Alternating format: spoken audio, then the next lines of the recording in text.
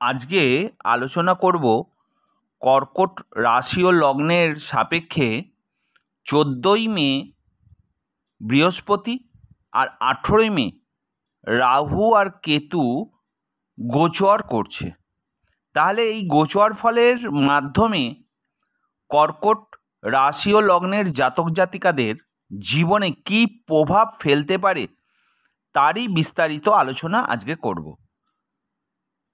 প্রথমেই একটা ছোট কথা বলে নিই, তারপর আসবো বিস্তারিত আলোচনায়। যারা আমার চ্যানেলে প্রথম, চ্যানেলটিকে অতি অবশ্যই সাবস্ক্রাইব করে দেবেন আর বেল আইকনটিকে প্রেস করে দেবেন, যাতে আগামী দিনে কর্কট রাশি ও লগ্নের জাতক জাতিকাদের জন্য নতুন কোনো ভিডিও ছাড়লে প্রথম নোটিফিকেশানটি আপনার কাছে পৌঁছে যায়। আর যারা চ্যানেলটিকে সাবস্ক্রাইব করে বিভিন্ন দেশ থেকে আমার ভিডিওটি দেখছেন, তাদেরকে জানাই অসংখ্য অসংখ্য ধন্যবাদ। কেন অসংখ্য অসংখ্য ধন্যবাদ জানাই আপনাদের সাবস্ক্রাইব, আপনাদের লাইক আমাকে নতুন নতুন ভিডিও করার জন্য অনুপ্রেরণা যোগায়। তাই আপনাদেরকে জানাই অসংখ্য অসংখ্য ধন্যবাদ। দেখুন, বৃহস্পতি আপনাদের দ্বাদশভাবে 14ই মে গোচর করছে, আর রাহু 18ই মে অষ্টমভাবে গোচর করছে, আর কেতু দ্বিতীয়ভাবে প্রবেশ করছে 18ই মে। তাহলে এর ফলে আপনাদের জীবনে কি প্রভাব পড়তে চলেছে? বৃহস্পতি 1 বছর সেই ঘরেতে থাকবে, মানে আপনাদের দ্বাদশভাবে থাকবে, আর রাহু 1.5 বছর থাকবে আপনাদের অষ্টমভাবে, আর কেতু আপনাদের দ্বিতীয়ভাবে 1.5 বছর থাকবে। তাহলে এই 1.5 বছর আর 1 বছর আপনাদের জীবনে কি ঘটতে চলেছে তারই একটা ফলাফল আপনাদের জানাবো। আর একটা ছোট্ট কথা বলি, এটা কারুর পার্সোনাল বার্থ চার্টের প্রেডিকশান নয় বা পার্সোনাল রাশিফল নয়, সম্পূর্ণ গ্রহের গোচরগত ফলাফল। দেখে নিই, বৃহস্পতি দ্বাদশভাবে প্রবেশ করায়, 14ই মে যখন দ্বাদশভাবে বৃহস্পতি প্রবেশ করছে, তার ফলে কি হতে পারে। নবম ভাবের অধিপতি, আপনাদের ভাগ্যের অধিপতি বৃহস্পতি দ্বাদশভাবে প্রবেশ করার জন্য ভাগ্য কিছুটা দুর্বল হতে পারে, তবে আধ্যাত্মিকতার দিকে ঝোঁক বাড়তে পারে। তীর্থযাত্রা বা ধর্মীয় স্থানে ভ্রমণের সম্ভাবনা দেখা যায়। দ্বাদশ ভাব ব্যয়ের স্থান, তাই এই সময় অপ্রত্যাশিত খরচ বাড়তে পারে। আর্থিক বিষয়ে সতর্ক থাকা প্রয়োজন। যারা বিদেশে যেতে ইচ্ছুক তাদের জন্য সুযোগ আসতে পারে, তবে আইনি জটিলতা বা ভিসা সংক্রান্ত সমস্যা দেখা দিতে পারে। স্বাস্থ্যের প্রতি যত্ন নেওয়া খুবই প্রয়োজন। পুরনো কোনো রোগ মাথাচাড়া দিয়ে উঠতে পারে। হাসপাতালে বা স্বাস্থ্যকেন্দ্রে যাওয়া প্রয়োজন হতে পারে। মানে আপনার যদি স্বাস্থ্যের কোনো সমস্যা দেখেন, অতি অবশ্যই ডাক্তারের পরামর্শ নিয়ে চলুন। দূরে থাকা কোনো আত্মীয় বা বন্ধুর সাথে যোগাযোগ হতে পারে।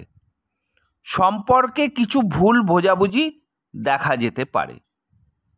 এই ছিল বৃহস্পতির দ্বাদশভাবে প্রবেশ যে করছে আপনাদের নবমপতি, তার ফলাফল। এবার 18ই মে রাহু অষ্টমভাবে প্রবেশ করছে, তার ফলে কি হতে পারে। মানসিক অস্থিরতা। অষ্টমভাবে রাহু প্রবেশ করায় মানসিক অস্থিরতা, ভয়, উদ্বেগ বাড়তে পারে। অপ্রত্যাশিত ঘটনা বা দুর্ঘটনার সম্ভাবনাও কিন্তু থেকে যাচ্ছে। গুপ্তবিদ্যা, রহস্যময় বিষয় বা জ্যোতিষ চর্চার প্রতি আগ্রহ বাড়তে পারে। কোনো গোপন তথ্য জানার সম্ভাবনা থেকে যাচ্ছে। আর্থিক বিষয়ে ঝুঁকি নেওয়া উচিত একদমই হবে না। অপ্রত্যাশিত আর্থিক ক্ষতির সম্ভাবনা কিন্তু দেখা যায়। উত্তরাধিকার সূত্রে কিছু সম্পত্তি লাভ হতে পারে। দাম্পত্য জীবনে ভুল বোঝাবুঝি ও কলহ সৃষ্টি হতে পারে। ধৈর্য ধরে পরিস্থিতির মোকাবেলা করা প্রয়োজন। এবার কেতু আপনাদের দ্বিতীয়ভাবে প্রবেশ করছে 18ই মে। তাহলে এর প্রভাবে কি হতে পারে? কেতুর প্রভাবে দ্বিতীয় ভাব অর্থ ও পরিবারের স্থান। কেতু এখানে প্রবেশ করায় আর্থিক অনিশ্চয়তা দেখা দিতে পারে। সঞ্চয়ে বাধা আসতে পারে। পরিবারের সদস্যদের মধ্যে মতবিরোধ ও কলহ সৃষ্টি হতে পারে। কথাবার্তায় সংযমী হওয়া প্রয়োজন। মুখ, দাঁত ও গলার সমস্যা দেখা দিতে পারে। খাদ্যাভ্যাসের প্রতি নজর দেওয়া উচিত। আত্মবিশ্বাসের অভাব অনুভূতও হতে পারে। নিজের সিদ্ধান্ত নেয়ার ক্ষেত্রে দ্বিধা দেখা যেতে পারে। এবার বৃহস্পতি দৃষ্টি দিচ্ছে আপনাদের। কোথায় কোথায় দৃষ্টি দিচ্ছে? চতুর্থভাবে, ষষ্ঠভাবে, অষ্টমভাবে। তাহলে বৃহস্পতি যখন চতুর্থভাবে দৃষ্টি দিচ্ছে আপনাদের নবমপতি, ভাগ্যপতি, তাহলে কি হতে পারে? পারিবারিক, যেহেতু বৃহস্পতি আপনাদের ব্যয়ের স্থানে বসে আছে, একটা খারাপভাবে বসে আছে, তাহলে নিশ্চয়ই কোনো গ্রহ খারাপভাবে যদি বসে থাকে বা নিচস্থ অবস্থায় থাকে বা পীড়িত থাকে, সে কোনো সময় কিন্তু ভালো ফল দিতে পারে না। তাহলে পারিবারিক জীবনে কিছু সমস্যা দেখা দিতে পারে। মায়ের স্বাস্থ্য নিয়ে চিন্তা বাড়তে পারে। সম্পত্তি সংক্রান্ত বিষয়ে জটিলতা সৃষ্টি হতে পারে। আবার ষষ্ঠভাবে দৃষ্টি দিচ্ছে, রোগ ও শত্রুদের উপর প্রভাব বিস্তার করতে সাহায্য করবে। আইনি ঝামেলা মিটে যেতে পারে। কর্মক্ষেত্রে কিছু বাধা আসতে পারে। আবার অষ্টমভাবে দৃষ্টি দিচ্ছে, অপ্রত্যাশিত বাধা ও সমস্যা থেকে কিছুটা সুরক্ষা দিতে পারে। আধ্যাত্মিক উন্নতিতে সাহায্য করবে। এবার রাহু আপনাদের দ্বিতীয়ভাবে, চতুর্থভাবে, নবমভাবে, আবার দ্বাদশভাবে দৃষ্টি দিচ্ছে। তাহলে দ্বিতীয়ভাবে দৃষ্টিতে, রাহুর দৃষ্টিতে আর্থিক বিষয়ে আরও বেশি অনিশ্চয়তা ও পারিবারিক কলহ সৃষ্টি করতে পারে। রাহু চতুর্থভাবে দৃষ্টি দিচ্ছে, তাহলে পারিবারিক অশান্তি ও মায়ের স্বাস্থ্য নিয়ে উদ্বেগ আরও বাড়তে পারে। রাহু আপনাদের নবমভাবে দৃষ্টি দিচ্ছে, তার মানে ভাগ্য দুর্বল হতে পারে এবং পিতার সাথে সম্পর্ক খারাপ হতে পারে। উচ্চশিক্ষায় বাধা আসতে পারে। রাহু আবার আপনাদের দ্বাদশভাবেই দৃষ্টি দিচ্ছে, যেখানে বৃহস্পতি বসে আছে। তাহলে ব্যয় বৃদ্ধি ও বিদেশে যাত্রায় বাধা আসতে পারে। স্বাস্থ্য নিয়ে চিন্তা বাড়তে পারে। দেখে নিই কেতু আপনাদের কোন কোন ভাবে দৃষ্টি দিচ্ছে। কেতু আপনাদের তৃতীয়ভাবে দৃষ্টি দিচ্ছে, ষষ্ঠভাবে দৃষ্টি দিচ্ছে, অষ্টমভাবে দৃষ্টি দিচ্ছে আর দশমভাবে দৃষ্টি দিচ্ছে। তাহলে কেতুর এই তৃতীয়ভাবে দৃষ্টিতে আপনার সাহস ও আত্মবিশ্বাসের অভাব দেখা দিতে পারে। ভাই ও বোনের সাথে সম্পর্ক খারাপ হতে পারে। কেতুর দৃষ্টি আপনাদের ষষ্ঠভাবে পড়ছে, তাহলে রোগ ও শত্রুদের উপর প্রভাব বিস্তার করতে সাহায্য করবে। প্রতিযোগিতামূলক কাজে সাফল্য আসতে পারে। আবার কেতু আপনাদের অষ্টমভাবে দৃষ্টি দিচ্ছে, অপ্রত্যাশিত সমস্যা ও দুর্ঘটনা ঘটার সম্ভাবনা থাকে। মানসিক অস্থিরতা বাড়তে পারে। আবার কেতু দশমভাবে দৃষ্টি দিচ্ছে আপনাদের, তাহলে কর্মক্ষেত্রে বাধা ও সমস্যা দেখা দিতে পারে। পদোন্নতিতে বিলম্ব হতে পারে। তাহলে এই ছিল বৃহস্পতি, রাহু ও কেতুর যে গোচর হচ্ছে 2025 সালে 14ই মে এবং 18ই মে, তারই ফলাফল।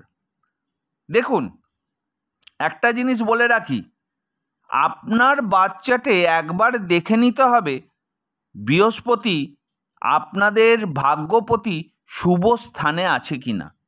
যদি ভাগ্যপতি শুভ স্থানে থাকে এবং তার ডিগ্রিগত মান যদি ভালো থাকে, তাহলে আপনি নেতিবাচক প্রভাব থেকে কিছুটা হলেও ভালো থাকবেন। আর ভালো থাকতে একটা প্রতিকার আপনাকে বলি। ভালো থাকতে হনুমান চল্লিশা প্রতিদিন আপনি পাঠ করুন, আর প্রতি সোমবার শিবের মাথায় জল দিন। তাহলে আপনি নেতিবাচক প্রভাব থেকে কিছুটা দূরে থাকবেন। তাহলে সার্বিক প্রভাব কি হতে পারে এই তিনটের যে গোচর হচ্ছে, তিনটে গ্রহের? তাহলে এই সময়টায় কর্কট রাশি ও লগ্নের জাতক জাতিকাদের জন্য বেশ পরিবর্তনপূর্ণ হতে পারে। আর্থিক বিষয়ে বিশেষ সতর্কতা অবলম্বন করা উচিত। অপ্রত্যাশিত খরচ ও ক্ষতির সম্ভাবনা রয়েছে। পারিবারিক জীবনে শান্তি বজায় রাখার চেষ্টা করুন এবং আপনার কথাবার্তা সংযমী করুন।